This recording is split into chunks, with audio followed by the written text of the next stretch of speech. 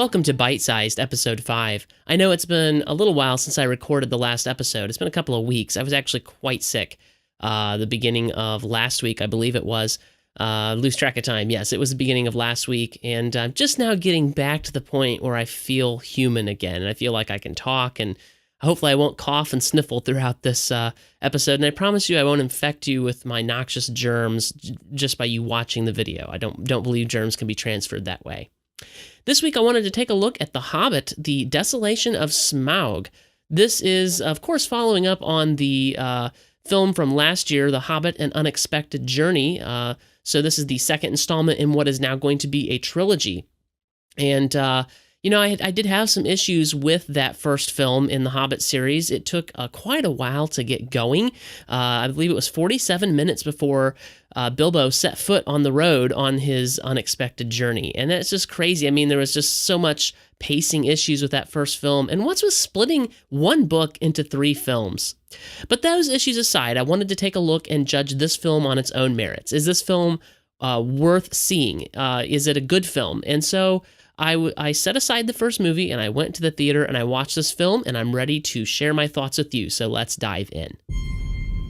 The good news is that I enjoyed this film far more than the first one, though I wasn't quite willing to give it 4 stars out of 5 stars. I gave the last film 3.5 out of 5, and I'm still giving this one 3.5 out of 5, but I did enjoy it more. I wish there was some sort of middle ground, 3.75. I think one of the things you kind of have to come to grips with when dealing with Peter Jackson's vision of The Hobbit is that he's doing the ultimate fan fiction. He's not really doing The Hobbit, he's doing a prequel to his own film series, The Lord of the Rings. And when you look at it like that, it does work slightly better. As was the case with the first film, I continue to be very impressed with Martin Freeman as Bilbo. I know that some of you might consider this sacrilegious to say, but I enjoy Martin Freeman as Bilbo more than I do Ian Holmes. And Ian Holmes was fine as Bilbo, but I don't think he could have lived up to the action that we're seeing from Bilbo here in The Hobbit. Martin does a tremendous job of capturing nuance as Bilbo, becoming infatuated with the ring. The detail is one of the additions to the story that I'm quite okay with. I know Tolkien hadn't fleshed out the ring stuff with The Hobbit, and that didn't take shape until The Lord of the Rings, but making The Hobbit now, it would feel out of place if there wasn't something going on with the ring, and Martin Freeman captures that quite well, just that little nuance. On the other hand, our other lead, Richard Armitage as Thorin, he continues to be, well, not Aragorn.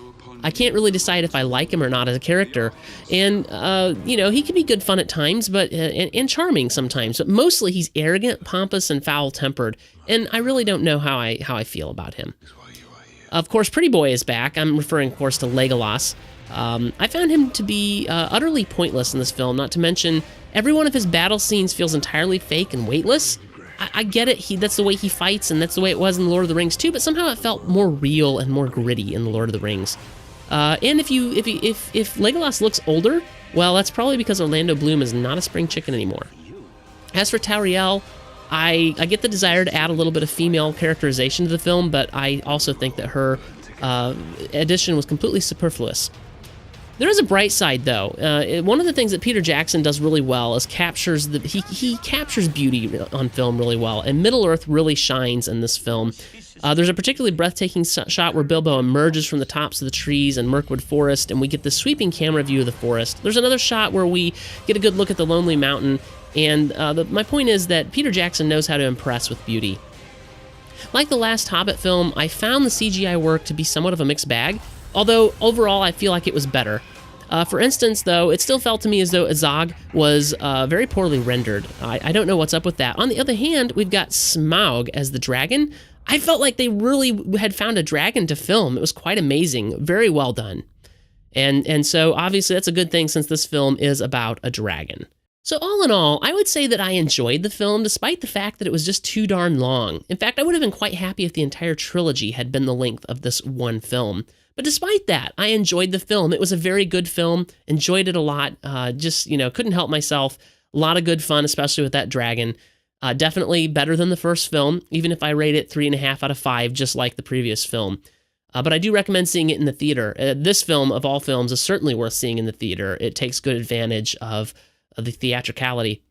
And, even though Middle-earth is starting to feel a little bit worn out, it's still a good film for you to see. Well, that's all I've got for you this week. Now that I'm feeling better, hopefully I'll get caught up on a couple of film reviews and videos for you.